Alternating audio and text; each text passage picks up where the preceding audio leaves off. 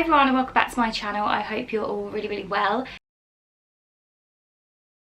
Today I have got another wedding themed video for you guys, and it is a Q&A. So I posted on my Twitter and my Instagram stories recently asking you guys to send in your questions relating to my wedding, and I've got a few, so I'm going to run through them and answer them for you all. So let's get going. So the first question someone asked me was actually for a bit of advice in what advice I would give to create the perfect invite.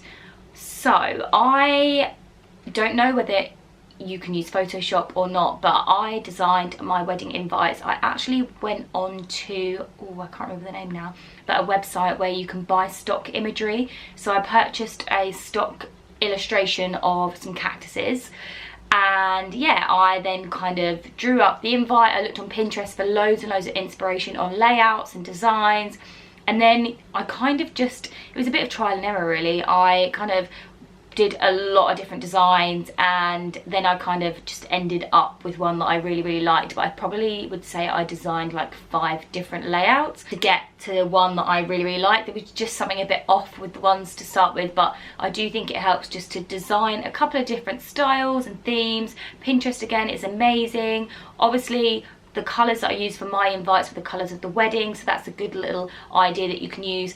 Also, there's websites like papier.com which has amazing invites. If you're not creative and you're not sure on how to use Photoshop or illustration, then they do some really amazing designs which you can kind of be a bit creative with. Like for me, I don't know if you guys saw, but I'll pop a link below to my blog post, but when I sent out the invites, I actually sent a little cactus which I bought from IKEA, because they do a set of 3 for, I think it was £3 or £4, I can't remember now.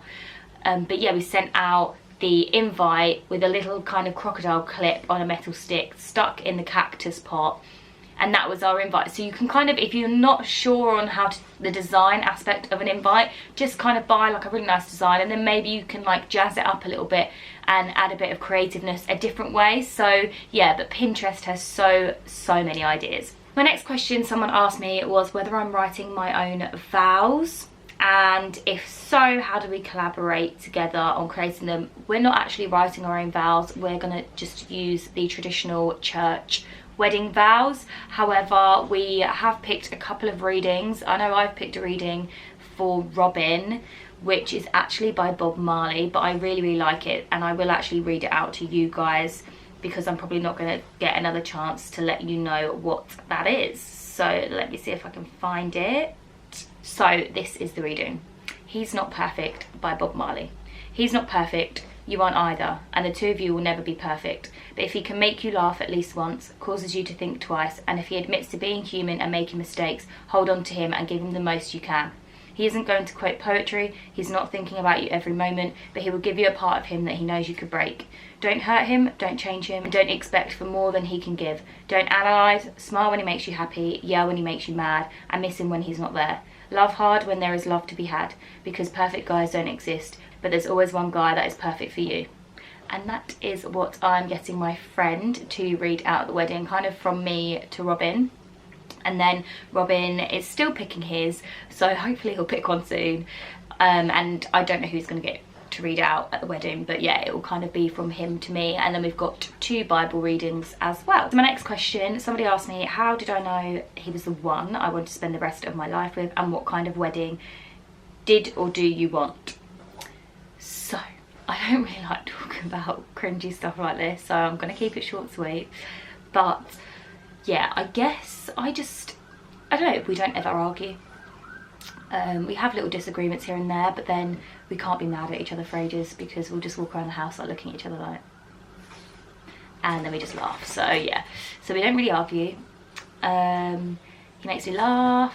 He's weird, like I'm weird. Like I can be super friggin' weird sometimes, but he's also weird as well, so it kind of just works. So yeah, we have pretty much similar interests, to be honest. He's really creative. Yeah, so I don't know, I think you just know, and I think he looks after me, he cooks me dinner, he knows all my favourite things, he knows what I like, what I don't like, and I just think it just works. So what kind of wedding did we want, or do we want? So I was pretty clueless at the start. I had no idea about theme or anything, so obviously started using Pinterest to research, and me and Robin chatted about our interests and what we really like, and we actually kind of from the get-go sort of said we love cactuses and succulents, and like that should be our theme. And we love California, Palm Springs and LA, so we knew that we weren't ever going to be able to get married there because we've got too many people that we want to come, and you know, some people probably wouldn't want to fly that far because it's like 11 hours from the UK. So we sort of said we'll kind of bring Palm Springs or California to the UK and kind of theme it along that. We knew we didn't want sort of like a manor house or a stately home kind of venue or anything with drapes. We knew we wanted something quirky, so like a warehouse or barn kind of style. And then yeah, everything just kind of fell into place after that. And so Pinterest like really helped with kind of ideas for decor and things like that. But yeah, the main theme is kind of bringing Palm Springs to California, and the colours are kind of those pastel-y Palm Springs shades, so like pastel blue, greens and pinks. Next question, how many dresses did I have to try on before I found the one, and was it worth it? Ooh, I think I tried on about 10 dresses. I'll pop a link below because I actually spoke to you about wedding dress shopping in a recent video.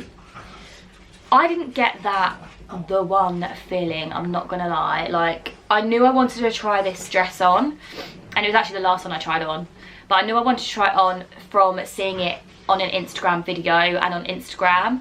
Not many people had actually worn the dress before, but I'd just seen this video and I was like, oh my god, it's amazing. So, and Robin's sister actually really wanted me to try it on as well. So yeah, it was the last one I tried on. I just still wasn't really unsure what I wanted. Like, I tried on lots of different styles, and I liked parts of different dresses and not parts of others. But yeah, I don't know, it kind of just, basically when I put it on, I FaceTimed Robin's sister and she cried and made me cry, and then my sister got a bit teary, and yeah, so I feel like it's a dress that when you look at it, you'll be like, that is so you. Well, I don't know actually, because I've shown a couple of people and people have said, oh my god, I would never have put you in that dress. But I think when it's all together on the day and you see it, I do think you'd be like, oh my, that's actually a very Sophie dress. I don't want to give too much away. Yeah, it was expensive. I hope it's worth it on the day, and I hope it all just falls in place and comes together and looks amazing with like the setting and everything. I still don't know if it's the one. I think because I had to get the dress, I got the dress last year in July, so it takes 6 to 10 months to order. It's not actually going to be finished until the 2nd of April. So I don't know whether I've posted this video already, but yeah, so it's taken a long time. So from July to April it's taken to make, and in that time, like, I've not gone out to look at other dresses online. I've just stumbled upon them from, you know, looking at wedding inspo and stuff, and I've seen other dresses and thought, oh, that's quite nice. So it's hard when you have to pick a dress so far in advance, because things can change, and again you see other dresses. But yeah, hopefully it'll all fall into place on the day. Somebody else asked me how I came up with my theme, but obviously I've already just mentioned that. This is a good one. So one thing I'm nervous about and one thing I'm excited about. So one thing I'm nervous about is walking down the aisle. I walked down the aisle for my friend's wedding last year when I was her bridesmaid, and I nearly cried. It's actually really overwhelming. I didn't actually think I'd have those sorts of feelings, but it's weird. Even though like I put myself out there on social media, I'm not really putting myself out there, like there's no one here right now, it's just me and the camera, so I can feel comfortable. Whereas I actually don't like getting up in front of people and doing speeches and having everyone stare at me. So yeah, I did feel really uncomfortable walking down the aisle, and I just know being the bride it's going to be more pressure, and I just think, yeah, I just hope I don't cry. Oh dear. But yeah, that's what I'm really nervous about. One thing I'm excited about is hopefully seeing it all come together, just seeing all of our ideas and inspiration and everything, all the decor, all the pieces that we've hired, because I've had, well, I've heard, let's say that, because I've basically done all the decor and everything and just been like, Robin, do you like this, you like that, and he's signed off on things, but the majority of it is me, and he's going to turn up on the day and be like, wow, well, hopefully, wow, this is amazing what you've done for our wedding.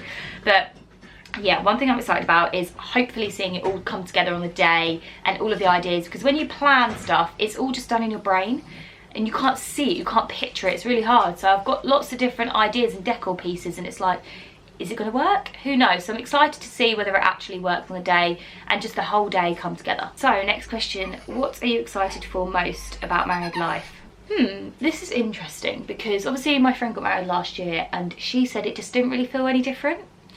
And I know that me and Robin will not call each other husband and wife for a while, because it's just weird. It's just going to be weird. It's just going to be weird. It's just going to feel really surreal. I'm just, yeah, most excited about spending the rest of my life with Robin, I reckon. So I've got a friend with me now because they wouldn't stop crying in the kitchen. Come on then, you sit with mummy nicely, yeah? Good boy. Right. What has been the biggest challenge when planning your wedding day? Biggest challenge. Oh, this is a hard one.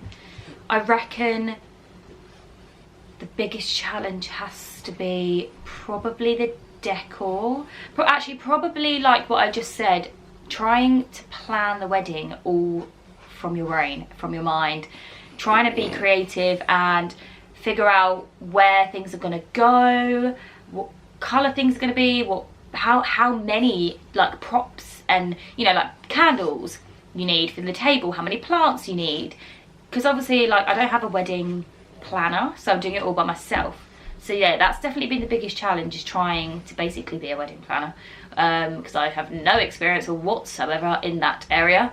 Yeah, that's definitely been the biggest challenge, and I'm still having that challenge now, just trying to do like little decor jobs and, you know, DIY projects, and I'm just panicking that I'm going to run out of time. So linking on to that is, what are you making instead of buying for the wedding? So I'm actually making some chandeliers, which if you've been watching my weekly vlogs, you would have seen me making pom-poms. So I don't know if you've heard of, I think they're called Pajaki chandeliers, and they're Polish chandeliers. They're super cute, they've got like beads on, they're really colourful, and I just think I just need to inject some colour into the barn, because the barn is very brown, obviously with like wood and everything. And I've got wooden tables, wooden chairs, and I don't want it to be too much wood. So obviously I'm going to have colour from the cactuses, but that's just green, so again it's quite bland. So I thought by injecting some colour into the ceilings, it will just bring the whole place to life.